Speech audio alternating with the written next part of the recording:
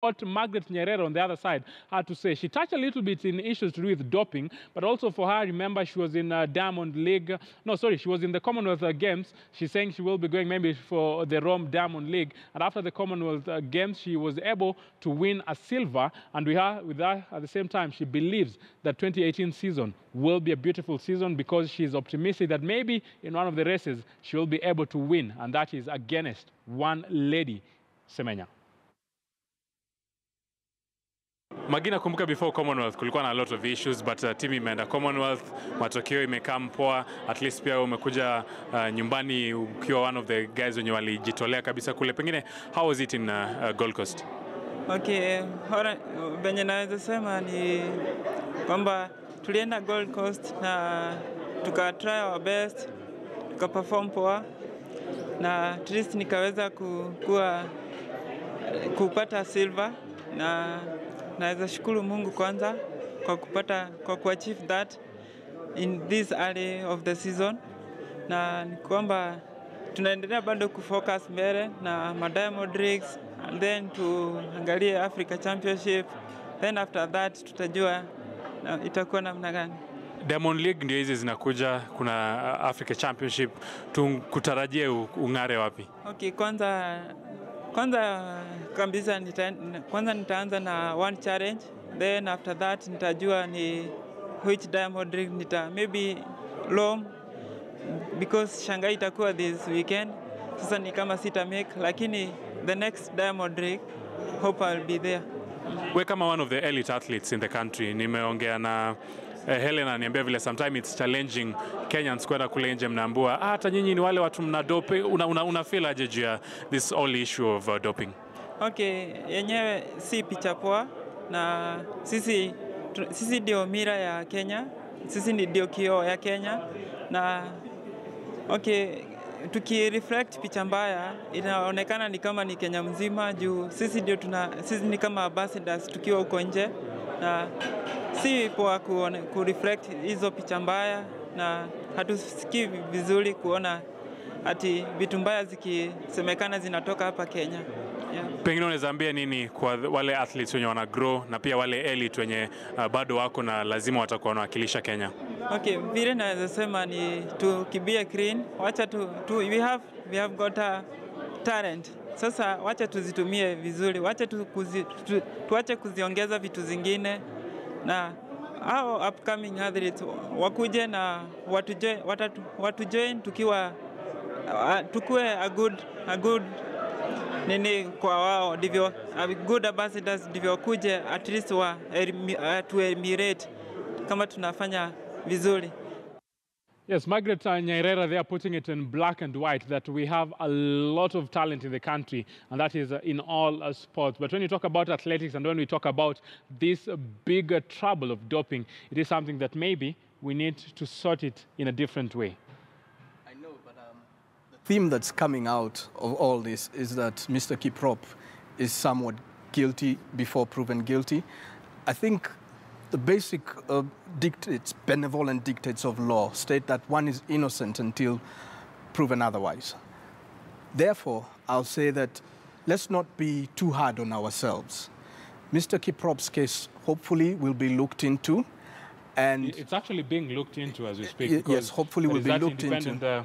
The IWF independent committee that is actually looking at that issue. But I know people are basing their arguments in regards to this because the Athletics Integrity Unit issued their statement, and their statement was very clear, saying that there are some things that Asbel Kiprop had raised that they are 100% in contradiction to what they say is what actually happened. But I know the investigation is going on. Kiprop has his side, Athletics Integrity Unit has his side, but still, yes, still, let's let the due process follow its course.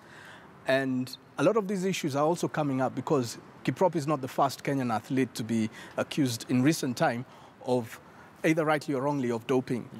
And so Kenya has sort of become tainted.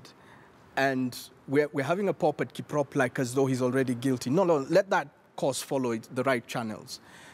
In terms of our athletes knowing how to go about the testing, obviously, You've just said it very correctly that Kiprop has given his side of the story in public. Perhaps he shouldn't have and should have waited for the tribunal to hear him. And the other side is also giving its part of the story. Perhaps they shouldn't have. Because what happens is that it's like they're preempting the situation, the final decision and the final outcome of all this. Let due process be followed procedurally. And hopefully fairness will shine through out of all of this. And the issue that's now tainting the bigger Kenyan picture about doping, our athletes also need to be more educated on exactly the do's and don'ts of the game. What do you take? What don't you take? What do you take as 3 months or so before competing? And what don't you take within that window of 3 months? Also, another thing is about the procedure of being tested. Should you be tested randomly? And I think that's the law. You should be tested randomly. You should not be called and be told, we're coming to see you at such and... No, it should be a random thing. I remember in the USA 1994 World Cup, and this happened in public, that's why I'm mentioning it. You remember Diego Armando Maradona playing his last game at the World Cup. He didn't know it was going to be his last game because they sent in someone to test him. And he walked out of the pitch with this lady who was fully dressed in white, and she went on to test him, and he was found guilty of having taken a banned substance. And the thing is, you should not know beforehand that you're going to be tested. You should be tested randomly. Because if I call you and tell you I'm going to test you, it's like as though I've predetermined your case. It's like as though I'm leading you down the garden. You're raising a very, very crucial point, and I know we have the liability of talking about this because Asbel Kiprop has said it, and also the Athletic Integrity Unit have said it. According to Asbel, he was called and informed that the doping officials were going to actually test him on 26th, and he was tested on 27th of November. And now, when you put this in context, according now to Athletics Integrity Unit, even if you are called and yes, they agreed that is a violation, and it is something that actually is not supposed to be done, because out of competitions tester, you are not supposed to be informed that we're coming to test you. The Athletic Integrity Unit have agreed, yes, there is a mistake that was done there, but they go ahead and say, even if you're informed, that is a mistake and we will deal with that mistake in a different way. It doesn't mean that now that mistake qualifies your sample to have tested positive.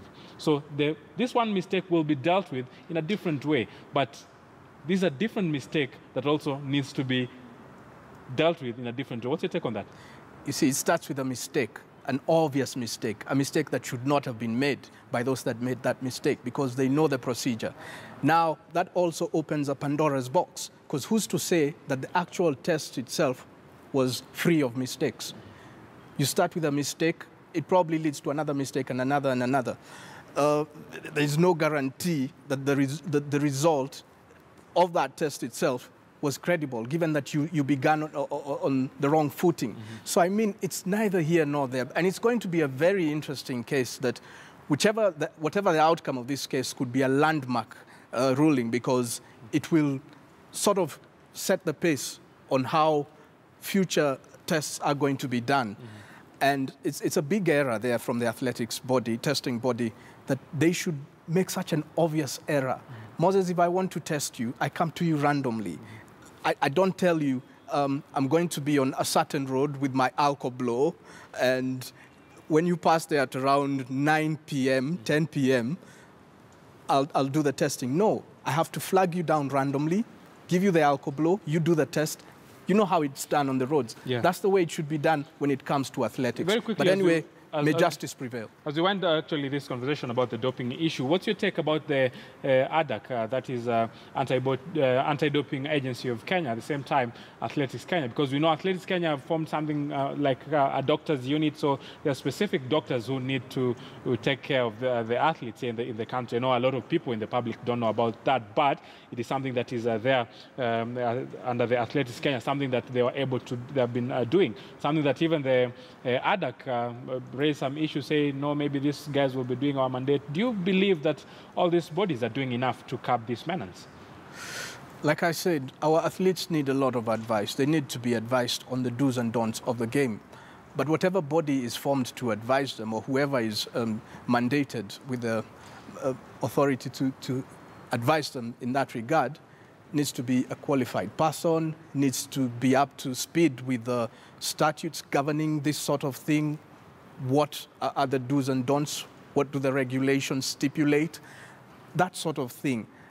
But it has to be done within, of course, the wider spectrum of the actual law itself, as laid out by the world's governing body.